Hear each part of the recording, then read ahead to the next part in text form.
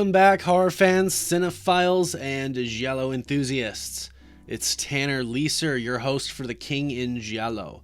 This is episode 10 of the Forgotten Giallo film series, 1969, part 1.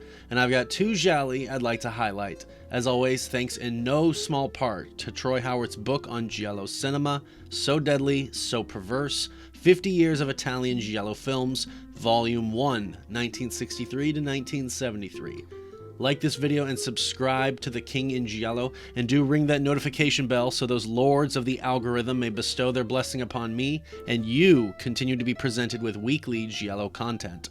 This all helps me build my brand here as I fight to get to 1,000 subscribers and get one step closer to monetization here on YouTube. On to the video. The first of two Gialli for this video, La Bombala di Satana, or The Doll of Satan. The film is directed by Ferruccio Casapinta, who also wrote it alongside Giorgio Cristallini and Carlo M. Lori.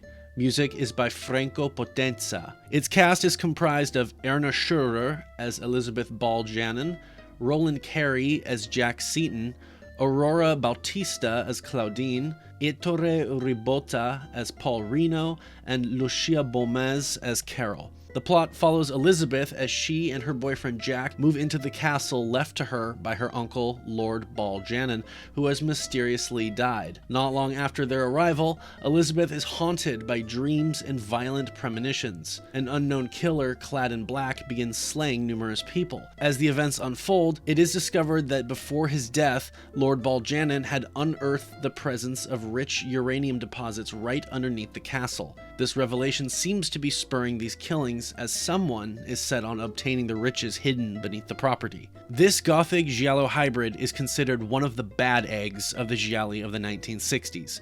The pacing is glacial, and the cliches are abundant. The surprises blunder about the plot and leave the impression of being uninspired and uninventive. Perhaps this one is better forgotten. The plot itself was shoddily thrown together from a loose outline, and the pieces holding it together appear to be made up on the spot, and to the detriment of the film, it cannot seem to decide on what type of thriller it even wants to be. There are elements borrowed from industrial espionage, mad scientist tropes, and even demonic possession. These pieces are merely just that, and they lack any logical cohesion to bind them together. The dreams mentioned before don't amount to anything in the narrative. The momentum takes most of the running time to build up, and by the final act, the events avalanche upon themselves as if the crew was running out of time to even film. The suspense is flopped, and the events meant to surprise more readily generate laughs. The cinematography and editing were handled by Franco Atteni, a man who has a limited filmography as it is, and in this film, we might have an answer as to why that is. The shot compositions are quite amateurish, fraught with shaky camera work and overly lit sets which squander any atmospheric elements which might have been found otherwise. The editing includes shots that don't seem to fit into the greater narrative of shots in which they are sandwiched between. The poor script would be a challenge for even the most skilled actors, but the cast is on par with the material they are working with. Erna Schurer plays clueless throughout the film and is the definition of a one-note performance. She does appear in later Gialli such as Snapshot of a Crime, 1975 by Mario Imperoli, and Strip Nude for Your Killer, also 1975 by Andrea Bianchi. Roland Carey, a Swiss actor, had appeared in some pepla such as The Giants of Thessaly, 1960 by Riccardo Frida, but his performances across the board have practically always been wooden. Director Ferruccio Casapinta's career in film ended as quickly as it began, and this remains his only film credited to him. His favorite technique appears to be a static camera which zooms in and out at whim. As it is, this film may be at the bottom of the barrel for Giallo cinema, particularly for the 1960s. The final film for this video is Dirty Angels by Mauro Severino. He wrote this film with Giuseppe D'Agesta, and the music is by legendary composer Ennio Morricone. The cast consists of Lino Capolicchio as Carletto, Roberto Basaccio as Andrea, Marilia Branco as Leah, Daniele Sola as Vanni, Ivano Davoli as Leah's husband, and Ezio Marano as Artusi. The plot follows three friends, Andrea, Leah, and Vanni, all of whom have a kink for sleazy sexual games together. But when their most recent plaything, Helmut, dies due to a heart attack, the three of them agree to dispose of the body and swear themselves to silence. Things seem to go on in the world, and they have all found moderate success financially, but soon enough become the recipients of messages of a blackmail nature. The group believes Carletto is the one responsible for this, and they devise a plan to eradicate him. For the majority of this film's duration, it does not operate like a typical giallo, unless you qualify it as a 1960s sexy giallo. It is less of a true thriller and acts closer to being a type of social satire film. The main cast of characters are shown to be politically minded, but they falter their values by indulging in sexual escapades, greed, and power. As they become older and more successful, they seem to have abandoned any noble sentiments they once held so high and become devoid of even the most basic level of integrity. This point is hammered home by the blackmail letters, which are evidently not seeking any monetary reimbursement, but aiming to get the trio to admit their own wrongdoings. The friends have become upstanding citizens in the public eye, but deep down, they have been harboring a dark corruption for many years. Unfortunately, the film squanders the potential for thrills in the telling by undercutting the action and relegating its trio of friends to simply waiting around for the events to happen. The film is not bad, although it is rather different from what most giallo aficionados may expect based on the plot description. There is some genuine entertainment value to be found,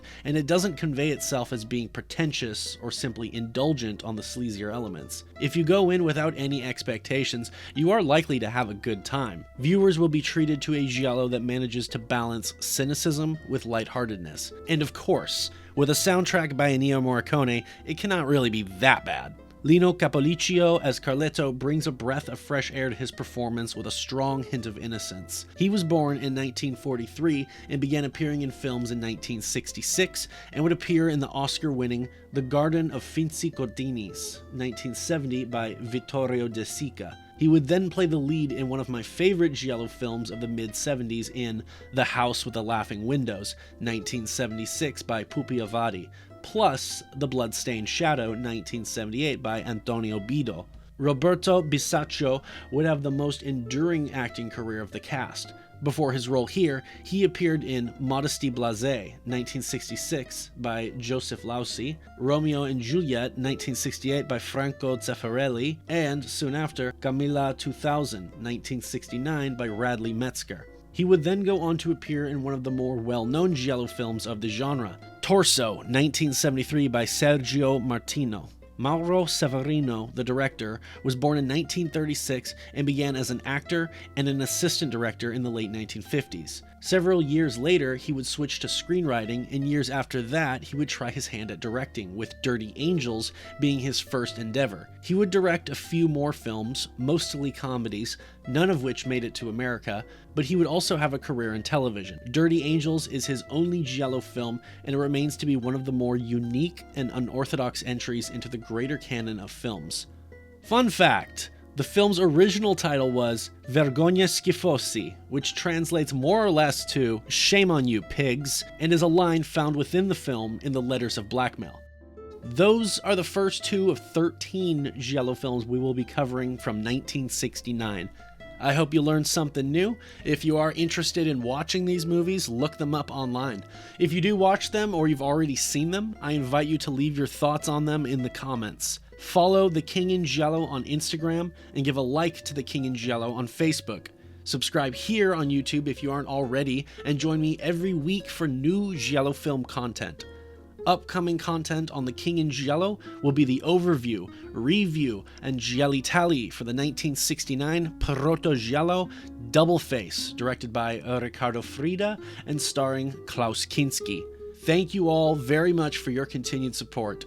This is Tanner Leeser for The King in Giallo, and if nothing else, I'll see you next time.